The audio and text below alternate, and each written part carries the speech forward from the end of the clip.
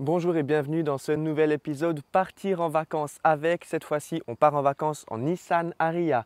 Je vais vous montrer son autonomie réelle, sa consommation, ses capacités de recharge rapide, son planificateur d'itinéraire intégré. Je vais vous donner quelques conseils, comment partir en vacances en voiture électrique. Je vais vous partager mon expérience. On part en vacances au lac de Caume, on part de Suisse et puis on va au lac de Caume, c'est pas très loin, 350 km. Mais je vais vous filmer l'aller et le retour pour vous montrer comment ça se passe un départ en vacances en week-end dans la pratique en voiture électrique, en l'occurrence en Nissan Ariya. C'est la version 2 roues motrices, traction avant, 242 chevaux. Avec la grande batterie, 87 kWh de capacité. C'est la version qui lui offre le plus d'autonomie selon la norme WLTP jusqu'à 540 km. Par contre, sur cette version d'essai, on est encore sur des pneus hiver. Donc on aura une consommation un tout petit peu plus élevée que sur des pneus été, environ 1 ou 2 kWh au 100 km de plus selon mon expérience. Voilà pour les caractéristiques de cette voiture. On va partir demain matin assez tôt en vacances. Donc on va partir vers 4h ou 5h du matin pour éviter les bouchons si possible. Je l'espère en tout cas parce que c'est un week-end prolongé. Donc j'espère qu'on n'aura pas trop de bouchons. Avant ça, je vais brancher la voiture cet après-midi sur notre station de recharge à domicile. Comme ça, on aura une batterie pleine pour partir demain matin. On profite aujourd'hui du soleil. On a la chance d'avoir une installation photovoltaïque à la maison. Du coup, ça ne nous coûte pas trop cher de charger notre voiture électrique si on profite justement de l'énergie qu'on produit sur notre toit. Donc ça, c'est génial. Et puis avant d'entrer dans la voiture pour vous montrer le planificateur d'itinéraire, j'aimerais vous mentionner que cette vidéo est sponsorisée par Localise. Localise, c'est qui? C'est un courtier en leasing de véhicules. Je vous mettrai tous les liens en description. Et puis, je vous expliquerai un petit peu plus tard qu'est-ce que fait Localise et pourquoi c'est super intéressant si jamais vous cherchez un nouveau véhicule. Donc voilà, on ne perd pas plus de temps. On va tout de suite passer maintenant à l'intérieur. Je vais vous montrer son planificateur d'itinéraire intégré à cette Nissan Ariya. Et nous voilà dans la voiture. Elle a 76% de batterie. Je vais pousser la recharge jusqu'à 100%. Comme ça, on va partir avec le plus d'autonomie possible. Et puis, au niveau de la destination dans le GPS, je vais mettre ici sur Rechercher. Et puis, on peut directement chercher une adresse. Alors nous, on va à Vercana. Au bord du lac de Caume. Alors au niveau du touch, vous le voyez, ce n'est pas l'écran le plus sensible que j'ai vu. Des fois, ça bug un peu. Vercana, voilà, il l'a déjà trouvé ici, bim. Puis on va voir ce qu'elle nous propose comme itinéraire. Alors on a 76% de batterie, on a environ 300-350 km d'autonomie j'imagine. Et puis on le voit ici, 331 km. Alors je ne suis pas à la maison, ça fera genre 336-337 km je pense au total quand je rentrerai à la maison. Alors on va voir au niveau de l'itinéraire si je peux dézoomer un peu. Donc ce système ici, il est un petit peu compliqué quand même à maîtriser. Moi j'utilise notamment Apple CarPlay. Comme ici, voilà, avec ma petite musique, vous voyez, hop. On a l'intégration d'Apple CarPlay qui est plutôt pas mal. Donc moi, je préfère utiliser ça que le système de navigation intégré de la voiture parce que là, franchement, on peut mieux faire. Bon, alors, petit update, ça fait bien 3-4 minutes que j'attends là et puis il ne se passe rien. Je ne peux pas trouver de point de recharge sur l'itinéraire. C'est bizarre, donc je vous tiendrai au courant au cours des vacances justement pour vous montrer le planificateur d'itinéraire. J'avais déjà vu qu'il y en avait un qui était disponible. Par contre, bon, les bornes qu'ils proposaient, c'était pas terrible. Enfin bref, ce n'est pas le sujet pour l'instant. Je vous montrerai en cours de route comment la voiture va actualiser notre itinéraire. Puis maintenant, je vais aller charger la voiture pour qu'on parte avec 100%. Et puis, on se retrouve demain sur la route, demain matin, pour voir comment se passe ce long trajet, enfin ce moyen trajet, ce départ en vacances en Nissan Ariya. C'est parti!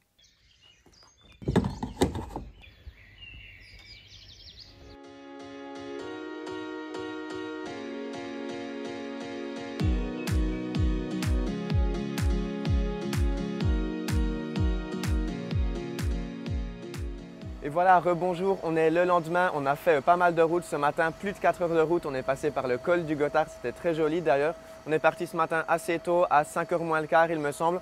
On est arrivé maintenant à Bellinzone après 4h15 de route, il y avait un petit peu des bouchons quand même à certains endroits. Donc 4h15 de route, on est parti avec 100% de batterie. On arrive à Bellinzone après 290 km avec 30%. Donc au niveau de l'autonomie, c'est très bien, vous le voyez, qui a besoin de plus de 4 heures d'autonomie? Franchement, là, on a envie de faire une pause. On a fait 2 pauses avant sans charger. On a fait une première pause café, 5 minutes. Et puis une deuxième pause, juste spot photo et puis se dégourdir les jambes un petit peu en haut du col du Gothard. Aussi pendant 5 minutes. Donc, c'est déjà notre 3e pause, entre guillemets. Ici, donc, on arrive au Unity de Bellinzone. Il est blindé. On est un samedi. Le lundi prochain, c'est férié.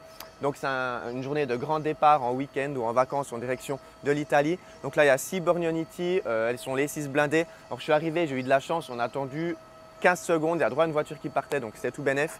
Là, il y a une Fiat 500 qui attend. Il y a un Mercedes EQB qui vient d'arriver qui attend aussi. Donc voilà, c'est un peu limite au niveau de la borne Ionity, enfin de la station Ionity ici. Mais bon, c'est le jour de grand départ en vacances, je veux dire à la station essence aussi, il y a un peu de queue. Le parking il est blindé de partout, donc bon voilà, il y a peut-être des gens qui doivent attendre 5 minutes. Et il y a deux voitures électriques qui sont à 97 et 99% respectivement, donc les gens ne respectent pas trop ça non plus, c'est pas terrible. Donc on est arrivé ici avec 30%. D'ailleurs l'autonomie réelle, si on prend de 100% à 0%, elle est de plus de 400 km, donc c'est très bien au niveau de ce Nissan Ariya. Je me suis branché chez Ionity avec 30% de batterie, elle a tapé 111 kW de puissance. Ça, c'est pas terrible. Or, officiellement, elle peut charger jusqu'à 130 kW maximum. Donc là, on n'est pas arrivé à la pleine puissance de charge. Effectivement, ce n'est pas exceptionnel. Mais bon, là, on est à 48% et elle est toujours à plus de 100 kW. Donc, c'est plutôt pas mal. Donc voilà pour ce Nissan Ariya. Sinon, qu'est-ce que je peux dire en quelques mots sur la route? Eh bien, c'était super confortable. Il y a beaucoup de place à l'intérieur, c'est top. On est à 4 là. Je suis avec ma famille. Donc, c'était plutôt pas mal au niveau du trajet. Et puis au niveau de la consommation, par contre, c'était un tout petit peu élevé quand même, un tout petit peu plus de 20 kWh au 100. Pour dire qu'on a fait, je dirais, la moitié, les 2/3 d'autoroute, plus un tiers, voire la moitié de route quand on a la 80 km/h avec pas mal de bouchons par moment. Je trouve la consommation un petit peu élevée. Alors attention, comme j'ai dit en introduction, on a des pneus hiver. Donc avec des pneus été, on aurait peut-être consommé 18-19 kWh au 100, mais ça reste quand même un peu élevé quand même. Heureusement que ce Nissan Ariya profite d'une batterie plutôt grande, 87 kWh, contre, dans la moyenne, c'est environ 77 kWh chez ses principaux concurrents. Donc VV ID4 par exemple, Audi Q4, etc. C'est environ 77 kWh. Donc là, on a 87 kWh, c'est une batterie un petit peu plus grande que ses concurrentes. Et puis, eh bien, ça compense un peu son efficience qui n'est pas terrible. Alors, on verra par la suite, je ne vais pas faire de généralité non plus. Là, elle consommait un tout petit peu beaucoup quand même.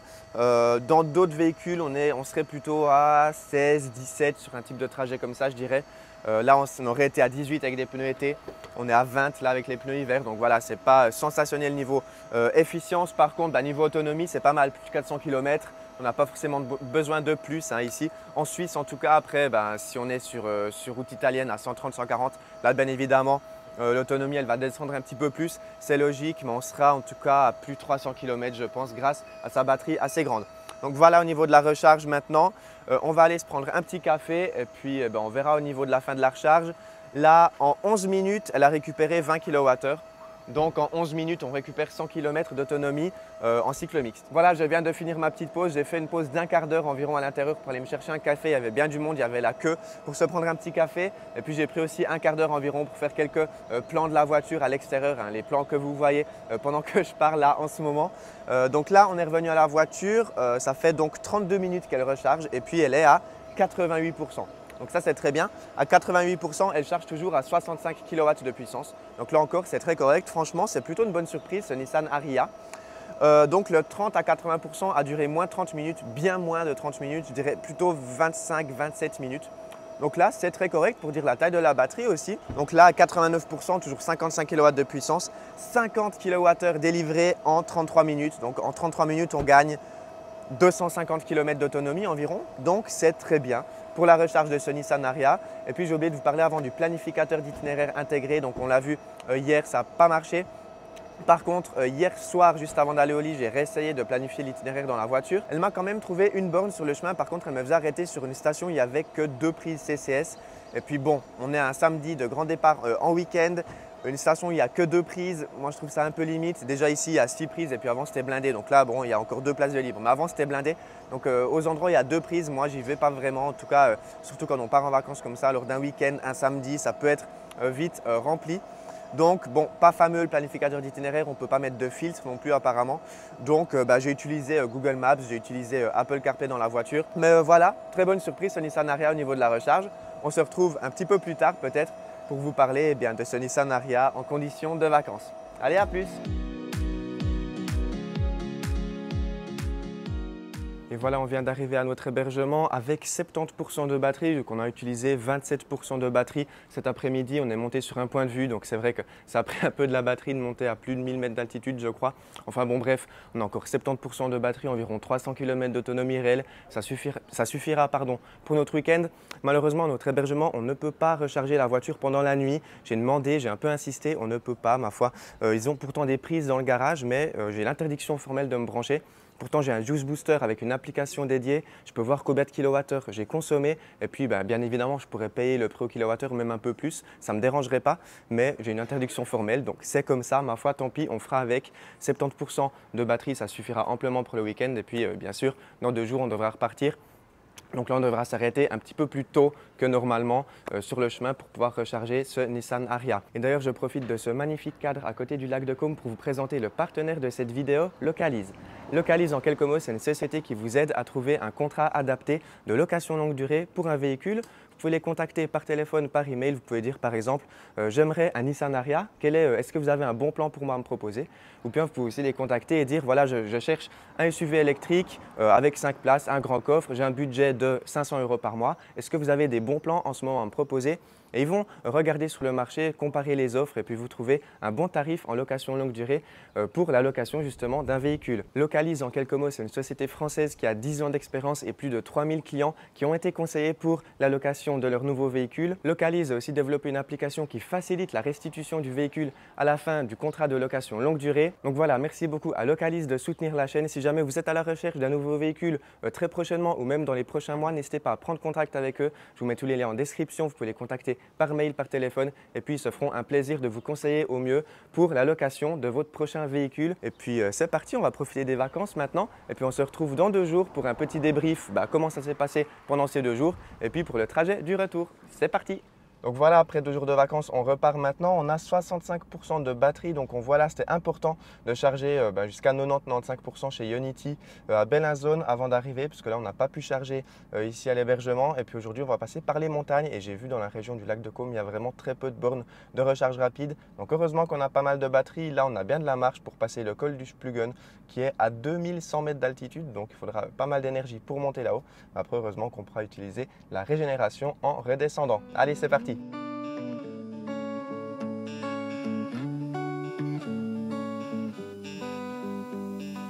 Voilà, on est maintenant à Landquart sur un parking de centre commercial. Ça fait plus de 2 heures qu'on roule, même plus de 2 heures et demie. Je crois qu'il y avait un tout petit peu des bouchons. Pour le Splugen, c'était magnifique, mais on n'avance pas beaucoup. C'est une toute petite route, bien étroite, mais c'est splendide. Alors à la montée, on a quand même consommé, je crois, 25% de batterie en 30 km. Puis après, à la descente, on a repris 2 ou 3% de récupération. Donc la consommation moyenne sur ce matin, elle s'élève à environ 20-21 kWh au 100 km. Bon, c'est correct, un tout petit peu élevé, mais bon, il faut dire qu'on est monté à plus de 2000 mètres d'altitude. Donc bon, ceci explique cela aussi.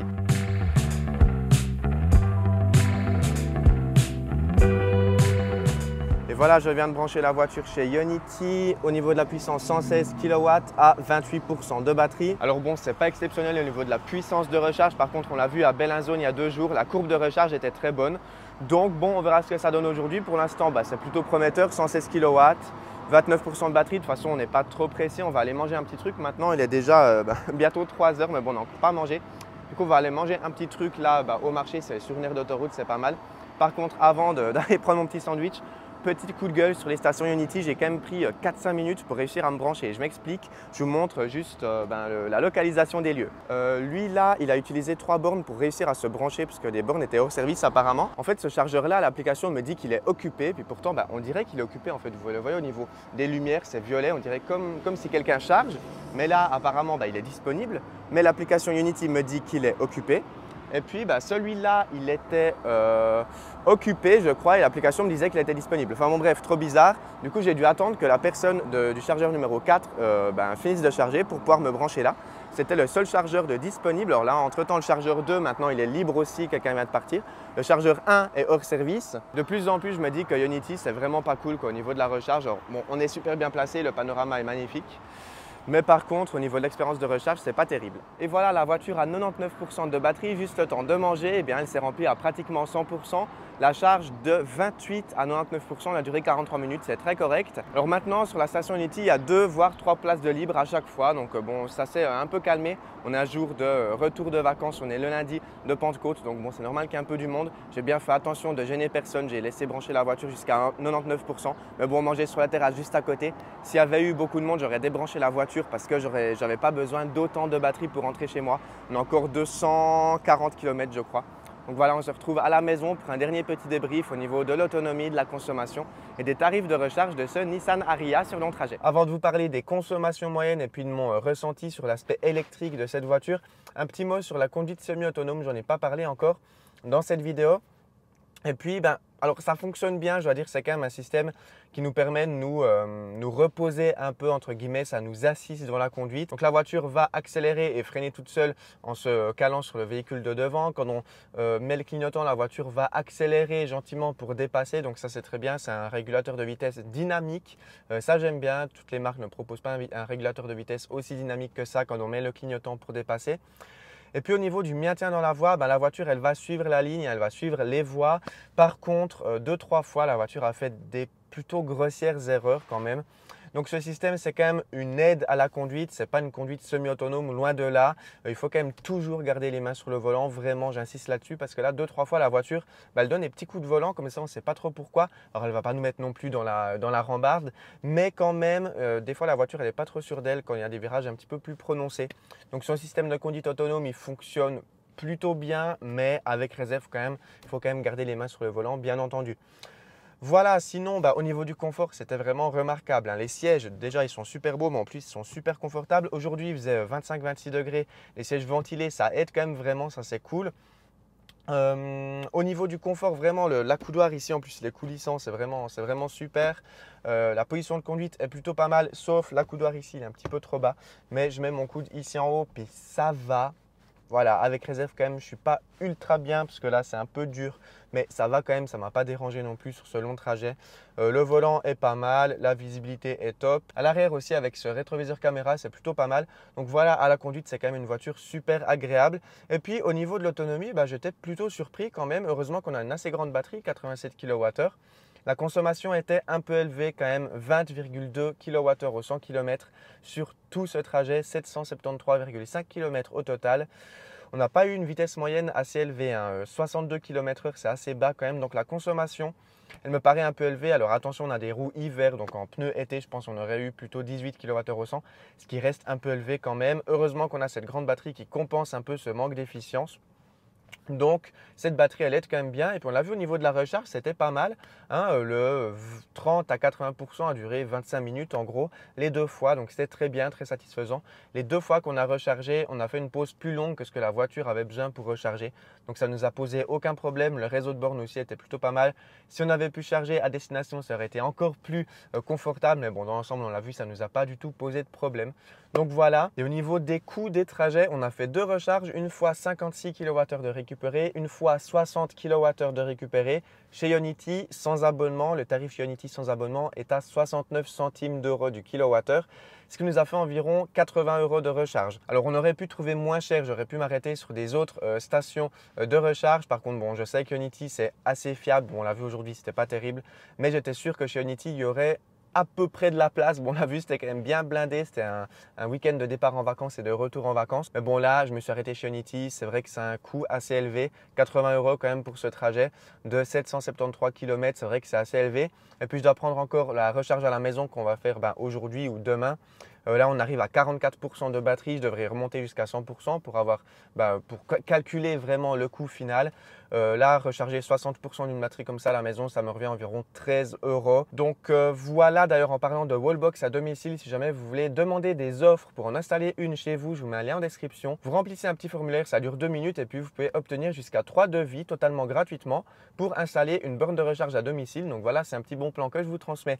Tous les liens sont en description. Et merci encore à Localise d'avoir sponsorisé cette vidéo. Si jamais vous êtes intéressé par ce Nissan Ariya ou bien par tout autre véhicule électrique, eh bien n'hésitez pas à les contacter. Je vous mets les liens en description. Mettez un petit mail, appelez-les directement et puis demandez une offre pour le véhicule de votre choix. Merci beaucoup à Localise. Merci beaucoup à vous d'avoir regardé cette vidéo. J'espère qu'elle vous a plu. C'est vrai qu'elle était un petit peu plus longue que d'habitude, mais j'avais beaucoup de choses à dire aujourd'hui. Enfin, c'est pendant ces 3 jours.